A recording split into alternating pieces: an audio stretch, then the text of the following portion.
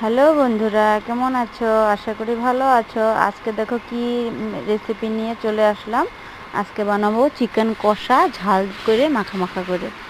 চিকেনের জন্য প্রথমে দেখো আমি কিছু মশলা রেডি করে নিয়েছি। আমি ধুয়ে কাইটটা রেডি করে নিয়েছি। এখানে আছে রসুন, আদা, পেঁয়াজ, কাঁচা লঙ্কা সব একসাথে মিক্সারে পেস্ট করে নিব।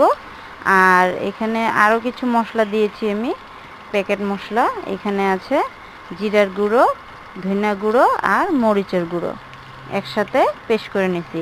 তারপরে চিকেনটাও ধুয়ে নিছি ভালো করে, 2-3 বার ধুয়ে আমি রেডি করে নিছি। কড়াই বসায় দিছি, কড়াইতে তেলও দিয়ে দিছি, তেল গরম হয়ে গেছে। এখন ফুরনে দিয়ে দিব গোটা গরম মশলা, গোটা জিরে, পেঁয়াজ কুচি দিয়ে আলুগুলা কাইটে ধুয়ে রাখছিলাম আলুগুলোও দিয়ে দিব। আর আলুগুলোর সাথে একসাথে চিকেনগুলোও ছেড়ে দিব। চিকেনগুলো ছেড়ে পরে মশলাটাও দিয়ে দিব। দিয়ে এই যে আজকে আমার চিকেন কষা রেসিপি। আজকে রেসিপিটা কেমন লাগলো? যদি ভালো লাগলে লাইক করো, কমেন্ট করো, সাবস্ক্রাইব করো, ভালো লাগলে শেয়ার করো। তো বন্ধুরা, ভালো থেকো, সুস্থ থেকো। আবার দেখা হবে নেক্সট কোনো ভিডিও নিয়ে। টাটা।